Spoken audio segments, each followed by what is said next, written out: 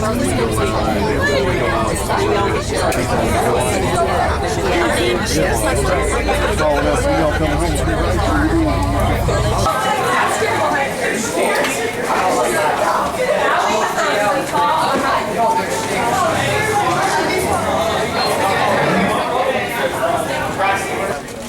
they're going to call boarding group A, and I'm going to walk up there, and then they're going to call boarding group B.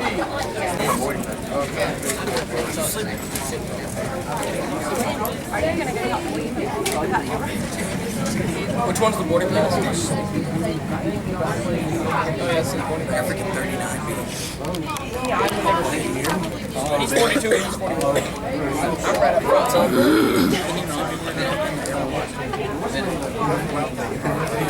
Good bag. Bring him back over here. Hey. Back and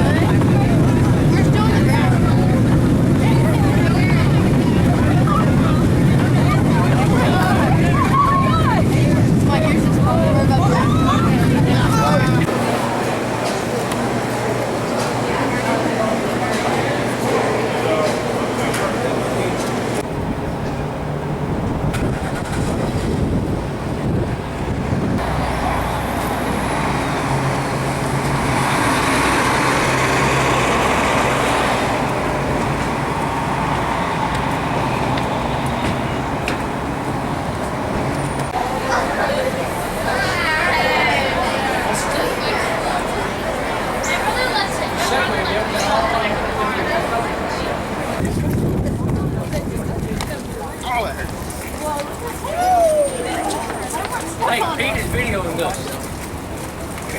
Mr. Pete is videoing this, son. Uh-oh! Right across the field.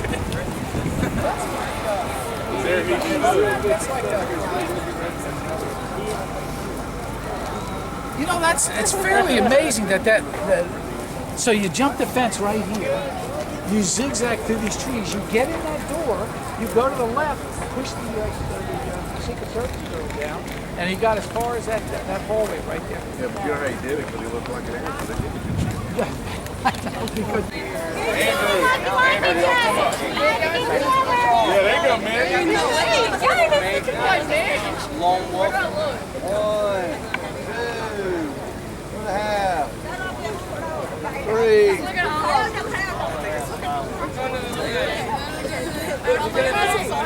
Watch me,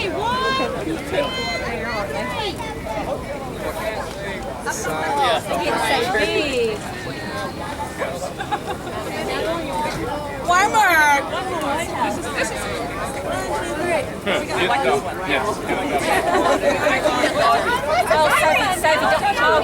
Don't touch me.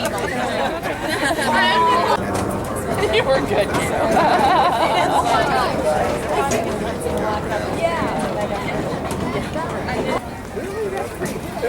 Who brainstormed this?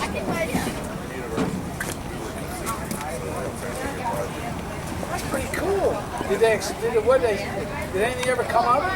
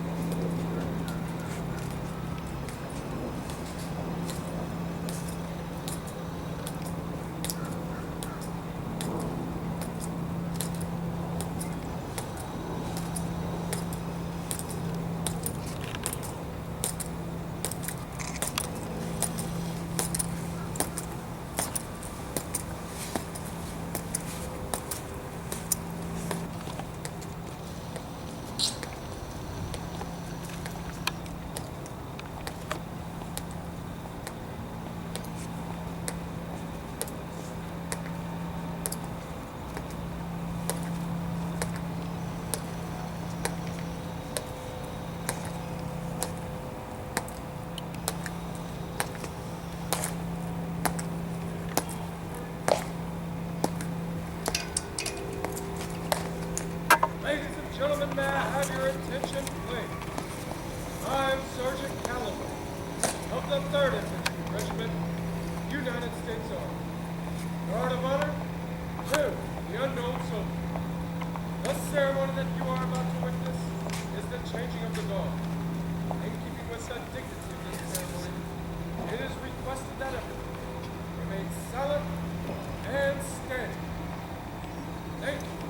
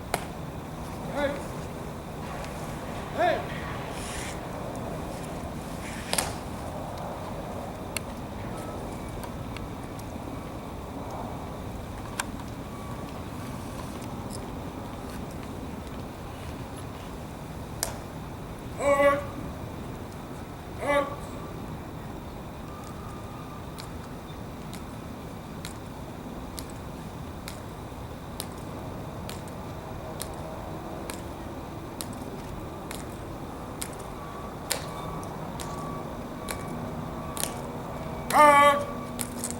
Halt!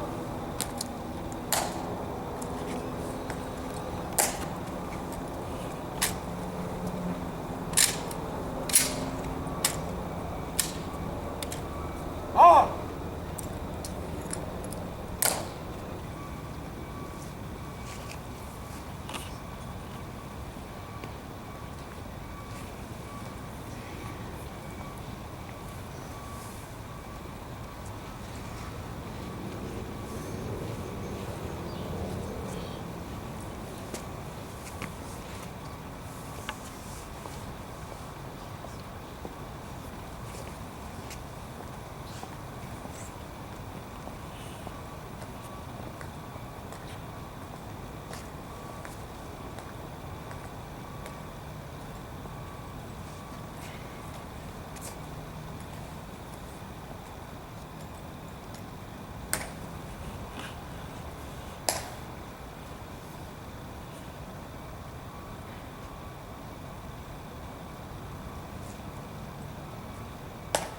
Ladies and gentlemen, the ceremony that you are about to witness is an Army reclaim ceremony to be conducted by Westfield School.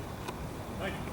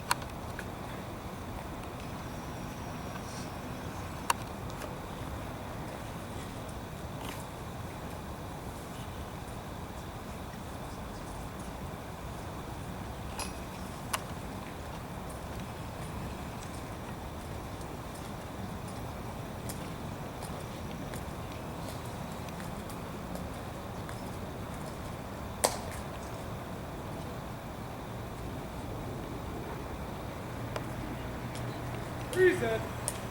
On!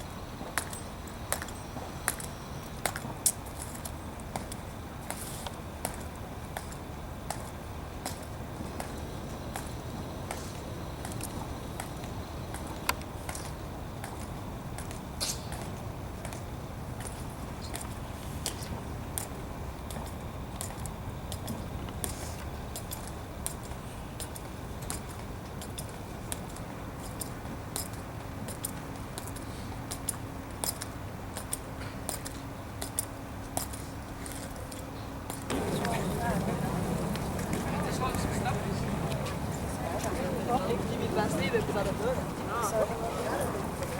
det er ikke fordi de er fattige eller My friend is already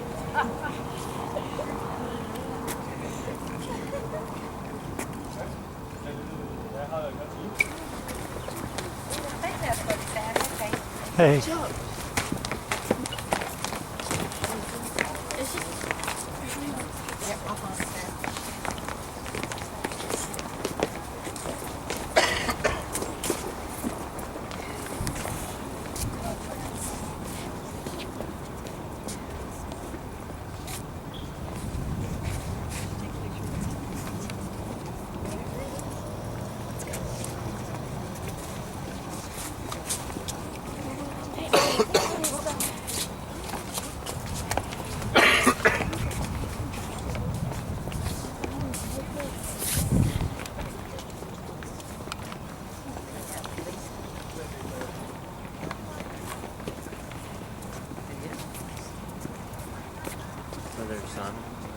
Oh yeah.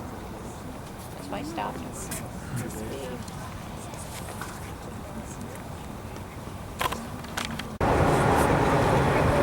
Wait, we stopped.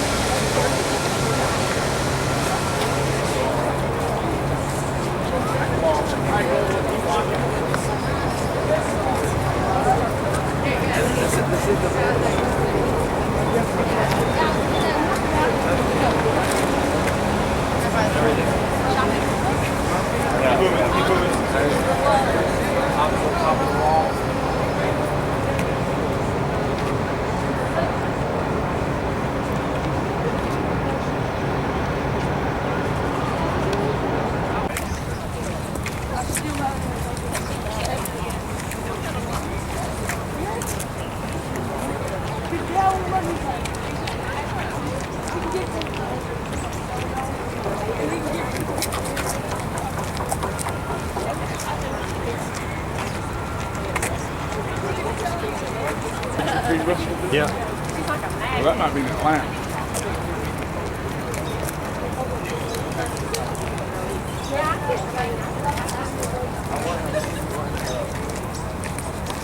Capitol Hill? Yeah, that's what Oh, yeah. They probably got.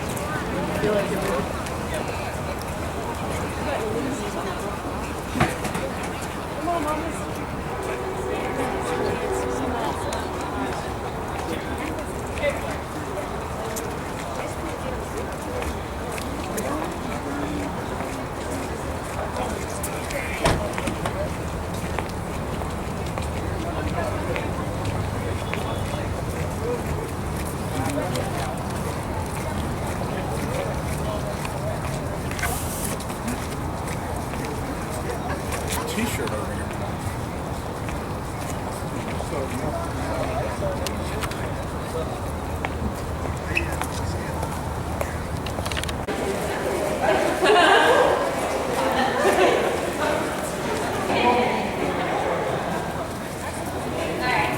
First 20.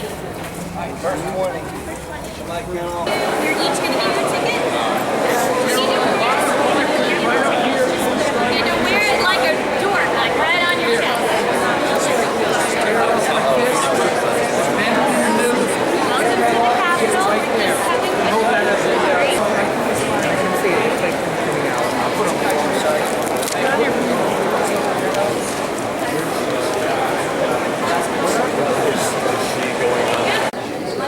Put your headphones on quickly. He's talking.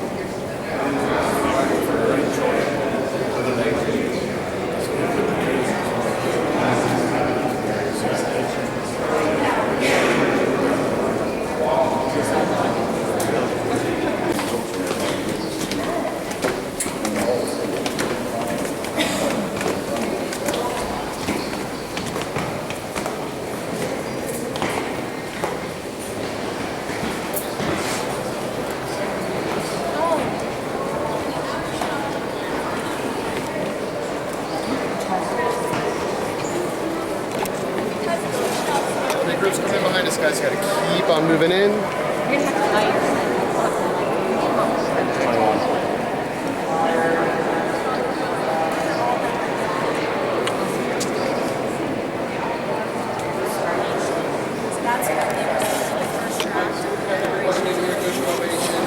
are in the rotunda.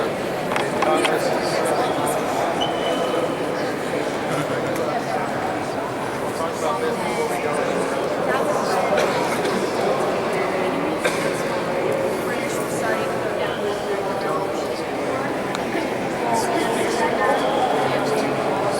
So what is the dome made of?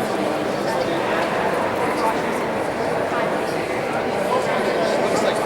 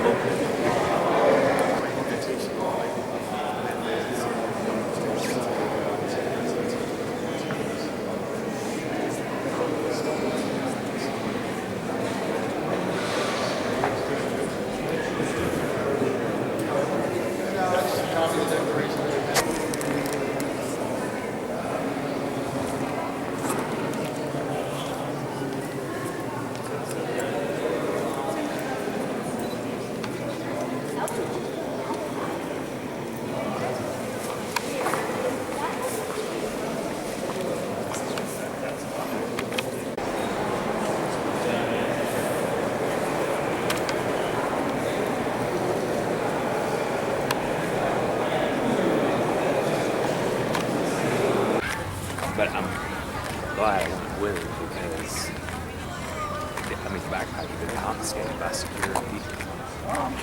Yeah. You know, a bag left at, you know, a national shrine like that, that's not Every copyright book. Yeah, if there's a copy still available, you know, we have in the United States now, not throughout not every book in the whole world, just in the United States. John, what's that? It's a monopod. Just makes it where you can keep it steady. Did you really?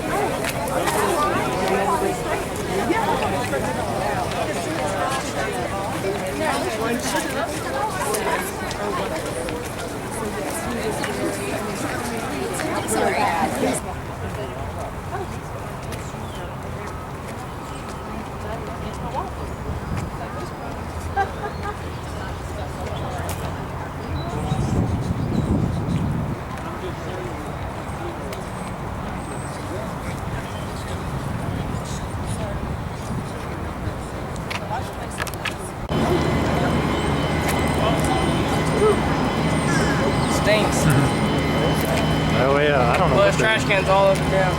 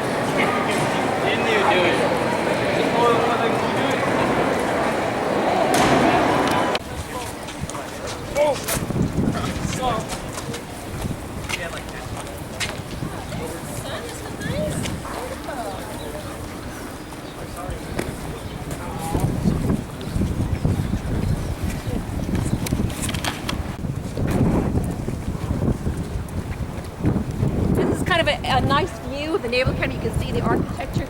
Actually, most of the architecture is from the Beaux-Arts School of France because Ernest Flagg, who did most of the remodeling of buildings in the late 1800s, studied in France. So you have all those mansard roofs and it's still quite lovely, and that's the chapel.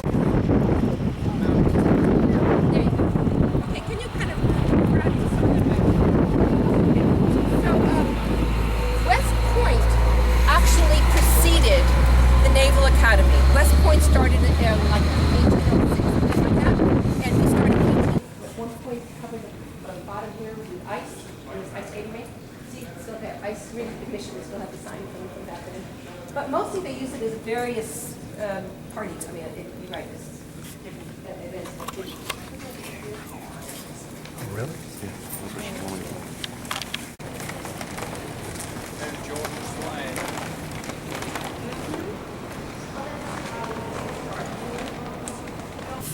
Right now, they're really trying to pump up the women ratio in the class. So right now there is almost 23% women, so 22.9%, 20% women, and there's 33% minorities.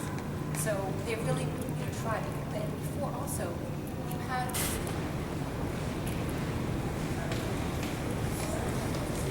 Here we go.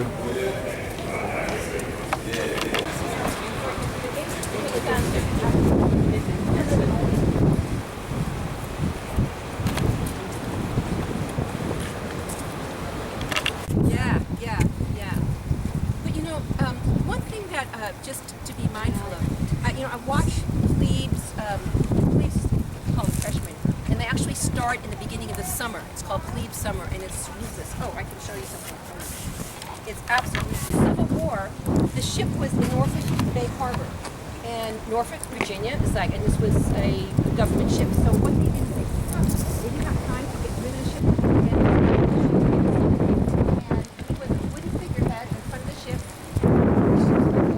They pulled it out, and the figurehead was still in pretty good shape. And so how do we bring the Naval Academy? Well, they made up the name because it's really terminated, which is really.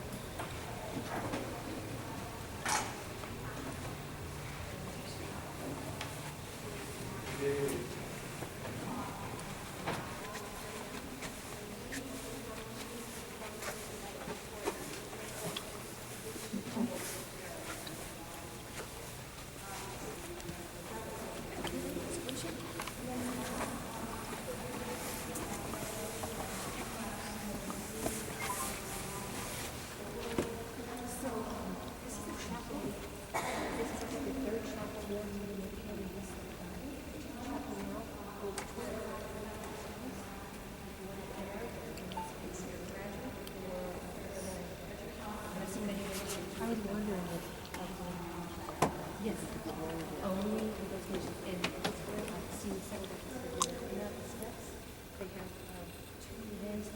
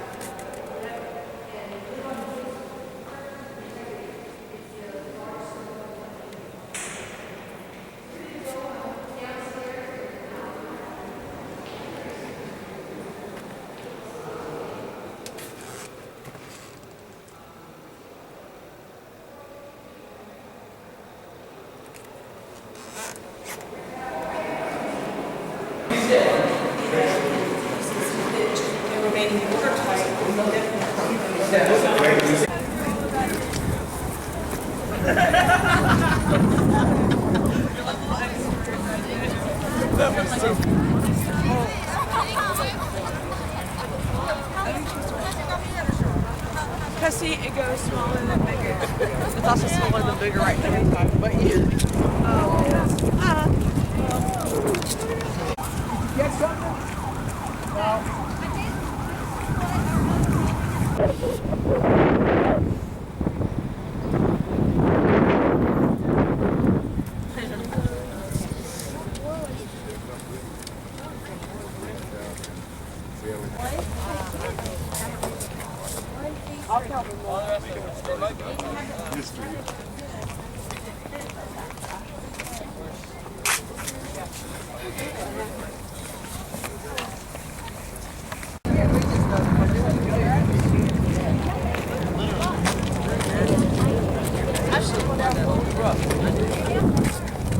I guarantee that water's freezing.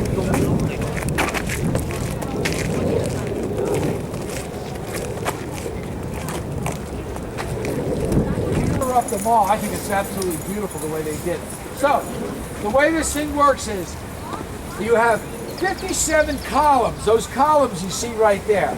That's the states and territories that participated in World War II. Each of the columns has a hole in it. And that hole represents that somebody from that state died. So that column can never be entirely filled. It'll never be totally there because somebody from that state died. On each column are 2 wreaths. One side of the wreath is a wheat wreath, say that 10 times. A wheat wreath, that represents what? America's ability to food, yes, the wheat. The other is an oak wreath. That represents America's what? Strength. America's strong. That's where the oak is the strongest. So that's the 2 wreaths. By each of the pavilions, you see where it says Atlantic Pavilion? The other side is the Pacific Pavilion. It's all tied together by this gigantic Navy rope that runs around the base of it. You see, look at the state of Louisiana and Mississippi, that little rope. It's all tied together, meaning we have strength in unity. Underneath the Atlantic one is that there are 2 wreaths. It's a laurel wreath. So when you were in the Olympics in the old days and you won, you got a laurel wreath. So that represents victory. All right? Now, you're going to see, you can't see it from here, but there's, on the other side of this fountain is it's called the Wall of Stars. If you fought in World War II, you got a blue star to put in your window. Your parents did. You got a blue star to put in your window. Unfortunately, if you died, they came to your house and they gave you a gold star, which represented that person, somebody's lost a son. So along the wall here, there's 400 stars. It's called the Wall of Stars. It's all gold stars. And each one of those stars represents 1,000 Americans. We lost approximately 400,000 soldiers in World War II. One other thing I'm going to tell you, and then I'm going to turn you loose to look at they're called BAA, B-A-A reliefs. They're bronze reliefs. Look across, you see the mountains, if you look across up those steps, there's 26 depictions of major events during World War II. Like Rosie the Riveter, like us shaking hands with the Russians when we met them on the Elbe in Germany. 26 major events, and they're all depicted in those reliefs, so check that out. Last thing, I'm going to be over by the Pacific Memorial, somewhere around there. If you can find Kilroy. Kilroy was the cartoon character. Wait a minute, hey, this might be Mr. Carroll, just a second. Kilroy was a cartoon. When the Americans went into a foreign country, they wanted to let the Americans behind them know that they were there. So they would draw this cartoon character and they'd say, Kilroy was here. Frederick Sanflorin, who did this memorial, he wanted to put Kilroy in here. He's hidden in somewhere in this memorial. The only hint I'm going to give you is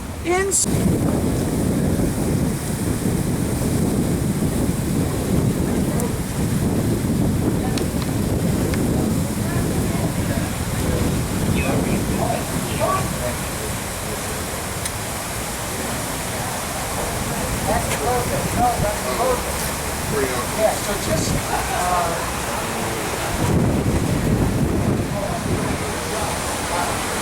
hey Will guys, you take my picture in front of Georgia? Sure. Okay. hey.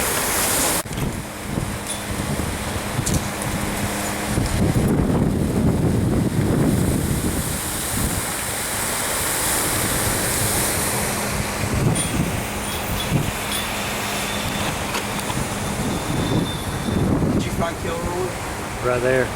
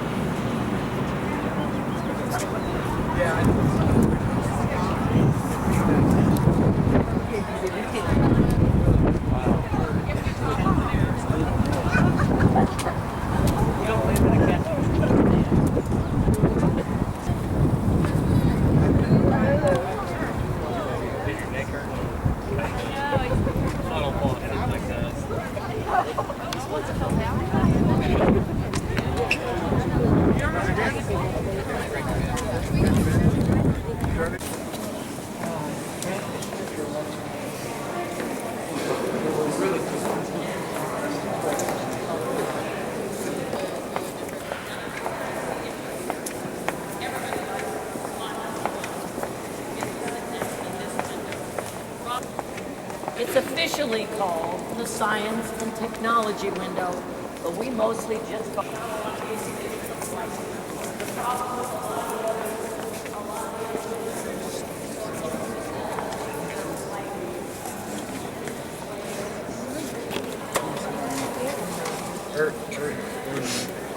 Man.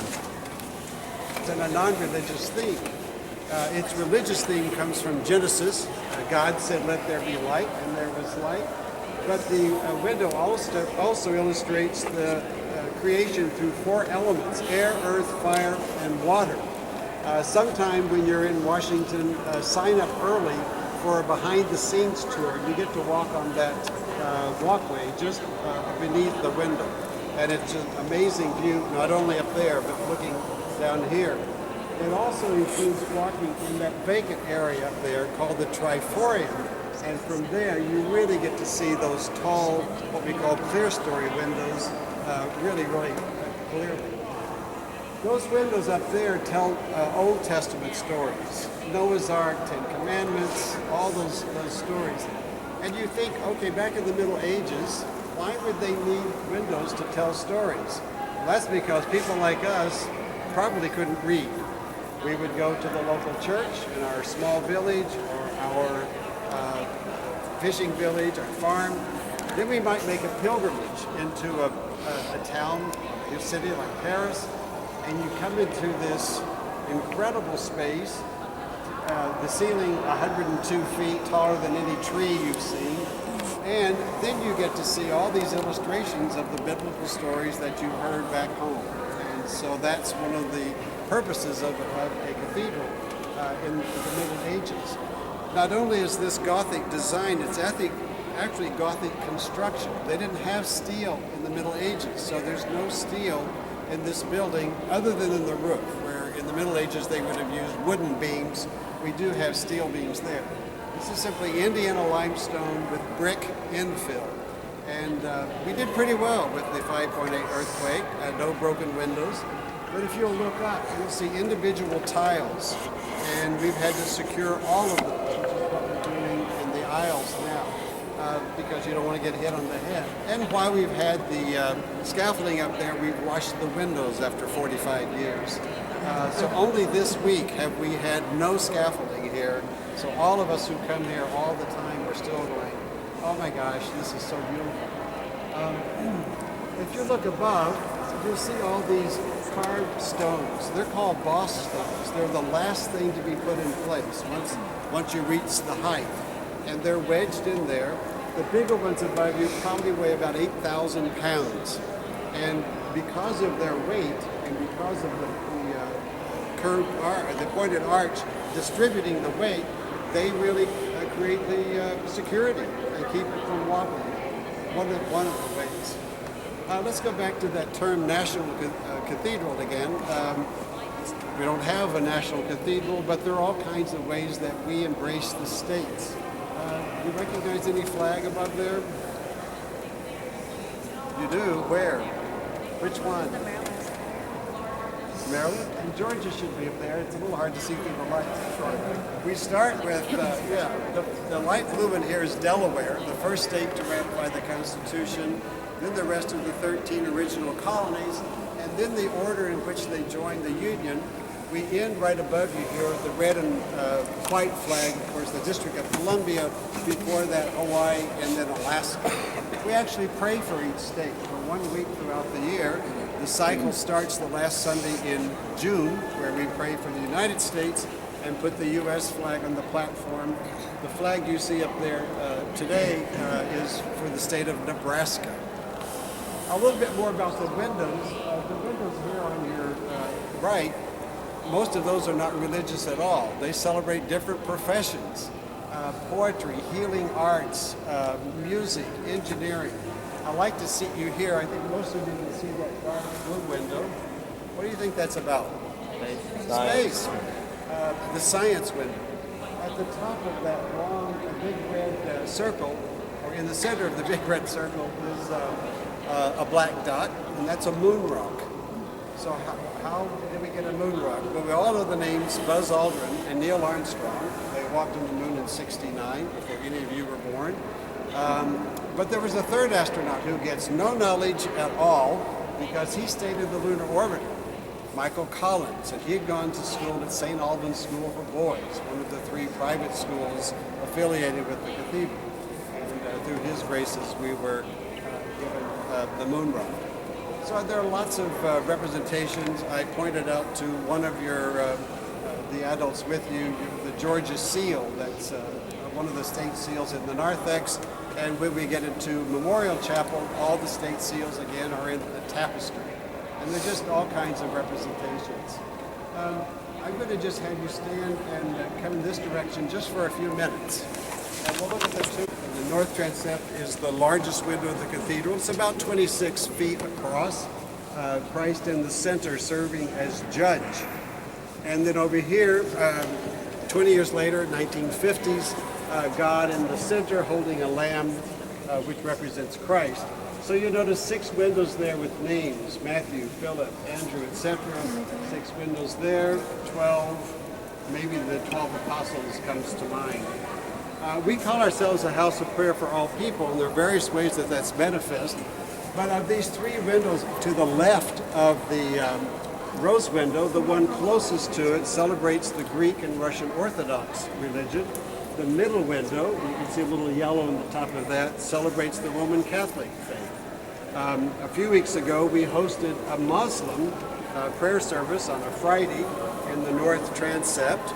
That caused a little controversy, but that's what we're all about. We want to try to have as much, some interaction as much as possible. I'm going to talk about the pulpit. The Episcopal Church is loosely affiliated with the Church of England in what is called the Anglican Communion. So in the 1890s, when the Archbishop of Canterbury, more or less the head priest of the Church of England, heard we were building this kind of cathedral, he had this carved out of French limestone left over from repairing his old cathedral, shipped here before we ever started construction. It was put in a little chapel out in the grounds and then moved here in the 1930s. So these larger sculptures are men important in translating the Bible into, what else? English. This is a gift from the Church of England. A lot of us know the King James Version of the Bible, 1611. This gentleman, Bishop Andrews of Durham Cathedral, one of the translators. The front part here actually refers to a historical event 800 years ago this year. Maybe you've heard of Magna Carta, and this is England's Catholic at this time. So the nobility and the Archbishop of Canterbury in 1215 forcing King John to give up some of his rights. People who have preached from here, Dr. Martin Luther King Jr. preached his last Sunday sermon here before he went to Memphis, where he was assassinated. Billy Graham, the Southern Baptist evangelist, as well as the Dalai Lama, the head of Tibetan Buddhism. If you look way up there, you see the crucifixion. An Old English word for cross is rood, R-O-O-D. So that's called the rood beam. And then this wooden carving here is called the rood screen. It doesn't have much of a purpose right now, but in the Middle Ages, think of lots of monks on the other side of that screen having service like 6 or 7, 8 times a day. So they're constantly having services and chanting, etc. While out here, shopkeepers are selling their merchandise, farmers are selling their crops in the cathedral. So to separate this from that, they build what's called a rood screen. Maybe you remember Kate and William's wedding at Westminster Abbey a few years ago. You can't see from here to the high altar. There is an actual blockage. So that was the purpose of the rood screen back then. This is just decoration. If there's a presidential funeral here, which all 4 living ex-presidents have said they want their funerals to be here, the casket will be placed in the center of what's called the Jerusalem cross, the cross with the equal size arms. On a Sunday service, it takes place here. An altar is erected, seats for the clergy and the choir, all takes place here. I'll talk about the service that takes place at the high altar when we get up there. One more thing to observe here, look at the size of these pillars nearest us and compare it with the size of the pillars back there. I don't know if you noticed out the bus window when you came, but above us is the tower that goes 300 feet up in the air. We're already the highest point in Washington, so plus 300 feet. Tons and tons of stone and tons of bells up there, so these pillars have to be huge. When you get down to St. Joseph's Chapel, the base of these pillars now, they're rounded and they're 27 feet across. So again, no steel, just the stone holding up that incredible weight. We're going to go through these beautiful iron gates and be in Memorial Chapel. If you have any questions, don't hesitate to raise an arm. As you come in on the right, it says, "He that loses his life for my sake shall find it." So the window actually refers to all kinds of ways that a person can sacrifice their life. Look at on the far right at the very bottom. Do you see the plane in flames and a ship smoking? And the word in there is Midway. Midway was the battle in the World War II in the Pacific where the U.S. finally was winning against the Japanese. Above that, you see a yellow mosquito and a man in a white shirt. the name there is Dr. Lazier. He helped Walter Reed find the preventive for malaria. Part of the procedure, he got the disease and unfortunately died in the process, so he sacrificed for medical science. Up in the center window at the very bottom, the little white crosses. Haven't been to Wellington Cemetery yet, so military dead. To the left of that, you see four men all together in yellow. You see a little red circle with a cross for Christianity and the Ten Commandments for Judaism. And that's the story about the four chaplains. In World War II, a U.S. troop ship in the North Atlantic had been torpedoed by the Germans and sinking, and not all the troops had life preservers. The chaplains gave their life preservers to save the lives of troops and sacrificing their own. Look on the left here, the window closest to us. On the right, at the bottom of the screen. Parachutes, and to the left of that, Iwo Jima. So a lot of references to World War II especially, and therefore this is frequently called War Memorial Chapel. That big tapestry down on the left is where we have the, way down there on the left is where we have the state seals, and up to the corners the insignias for the Army, Marines, Navy, and Coast Guard. I don't know if any of you are into stitchery yet, but you'll see some kneeling cushions on the backs of chairs there. They were done by women in England in the 1950s and given to the cathedral in appreciation for the U.S. entry into World War II to help them defeat the Nazis. And while the structure of this was completed in 1930, the actual furnishing was completed 20-some years later, and Queen Elizabeth was here in 1957 to dedicate the chapel. And on that railing up at the front, you see this little wooden statue on the right. That's King George, who's the patron saint of England. Some little British there. As we go to St. John's Chapel,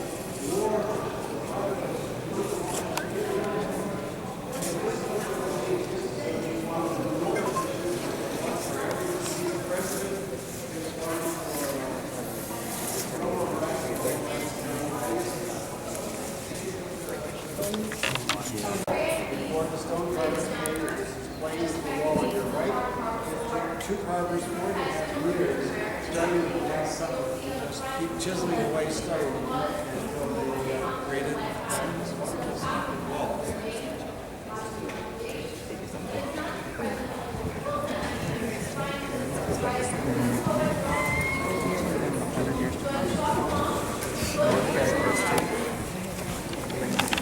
Christ and Majesty, carved out of Texas limestone, was carved elsewhere and put in place. All those other 110 figures were carved in Italy out of French limestone. You need to come more this way because there's a group behind us. The other 110 figures, as I mentioned, carved in Italy, but the screen, as it's called, what they're sitting inside was actually carved in Baltimore in the 1930s. So we had so many wonderful stone carvers back in the 1930s. To give you a sense of scale, the cross in purple is a little bit taller than I am. It's almost 6 feet tall. So you really get a sense of how really grand the altar is.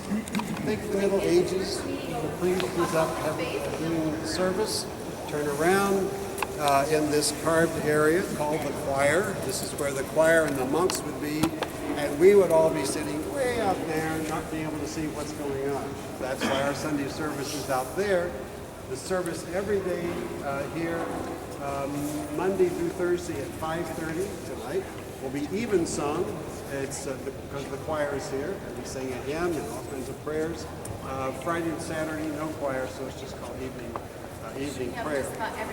All of this is hand-carved American oak, which you see a lot, especially in English and Spanish cathedrals. And notice the organ pipes, some way up on the left and the right, but most of them are up in that vacant area called the Triforium. There are about 10,700 pipes, and it's a wonderful sound if you ever can come to church here and hear the organ. What makes this a cathedral is this big throne here. It's called a cathedral, the seat of a bishop. And so wherever that resides, that makes it a cathedral. Without that, this is just a big church.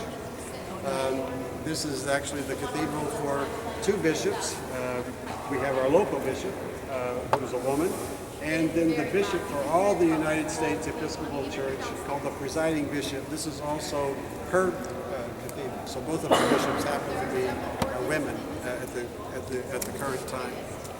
So go through those. This is carved out of linden wood, which is a European tree, covered in gold leaf and then painted.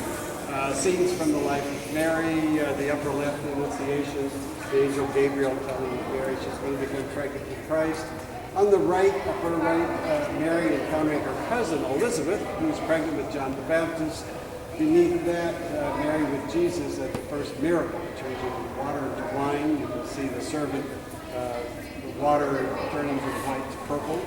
And on the left, Mary with the disciples in what we call Pentecost. Now, notice at the very bottom, left and right on the altar, the two little figures that are in blue, they represent Lars and Isabel Anderson, who gave the cathedral $500,000 in the 1930s to pay for the chapel. I know, for me, $500,000 is still a lot of money, and but 80 years ago it was a lot of money, and they are actually entombed in the chapel that they provided in that area that's carved to your left. As we go to the other end of the chapel, you'll notice these huge tapestries that hung in the Andersons' house. All of you may have a house big enough to take these 500-year-old weavings. I would be impressed. But they tell an Old Testament story that starts here and goes all the way around the room. But on your right here, you see a young man holding a sword in the head of a giant. Any Old Testament story come to mind? David and Goliath. What did David use to knock him down? Slingshot. Here's a slingshot.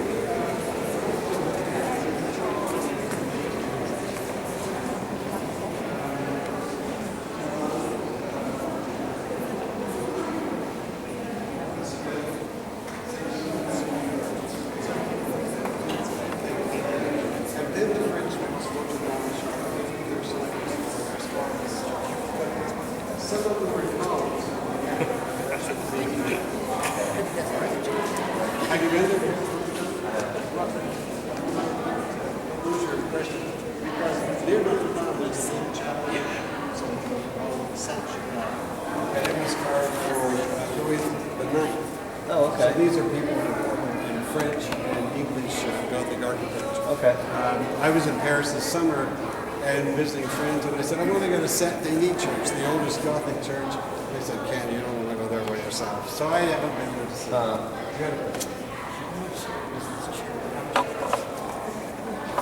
I think it's hard because over the years, the 83 years, in terms of 80 million, by the time we take $1907 etc. All right? That's a lot. Great. Kids. You're very attentive. Thank you so much. That's a lot. You're great kids. Yeah.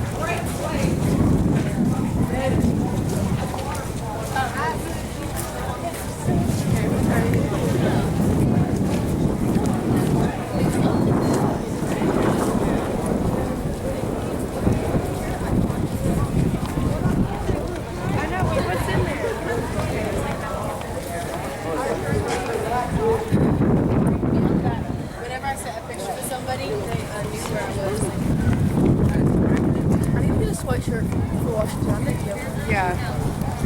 We can maybe get one in the airport. Yeah.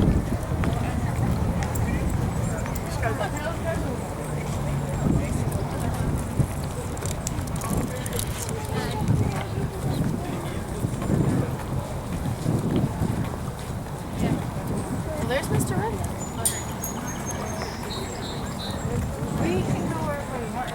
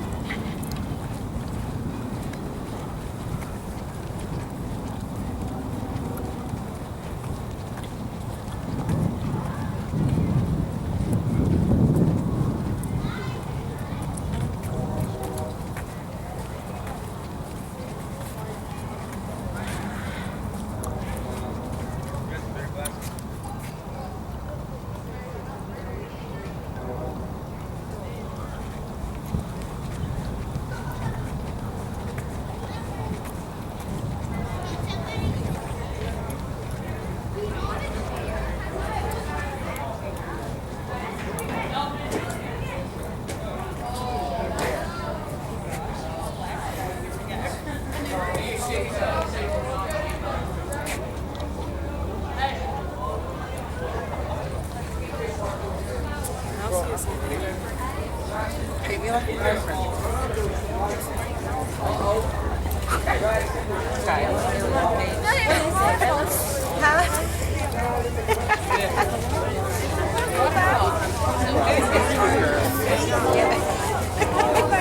Unbelievable.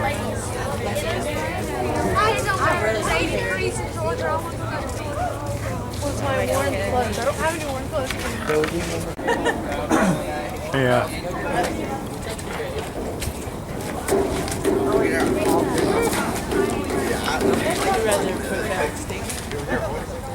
Oh no. Sorry, bro. Step right there.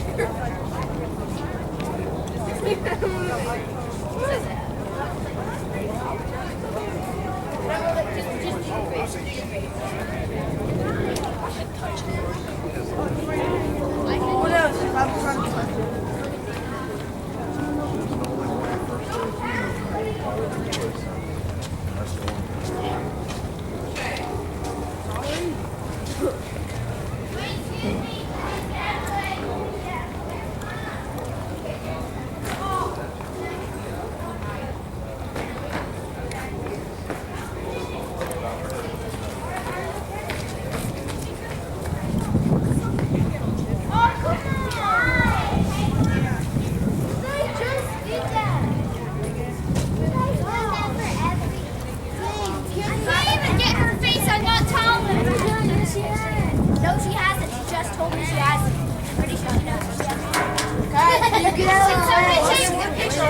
Okay, hold on, because we need to be, hold on. Is it good? Okay. No, but it's good. Take another one. Guys, I want more for me. It's real, okay. I'm sorry. Wait, no, don't picture me. Okay. I get out of your way. Somebody take a I got picture you. of me. Turn my head, I'm sorry. If I didn't get out of your way, you're going to knock me down. I know. He turned it off. Oh, goodness. I think this would be a really cool one if they had the water here. Yeah, I know. It is cool with the water. Yeah. You kind of misses a lot without the water, you know. Interesting for them.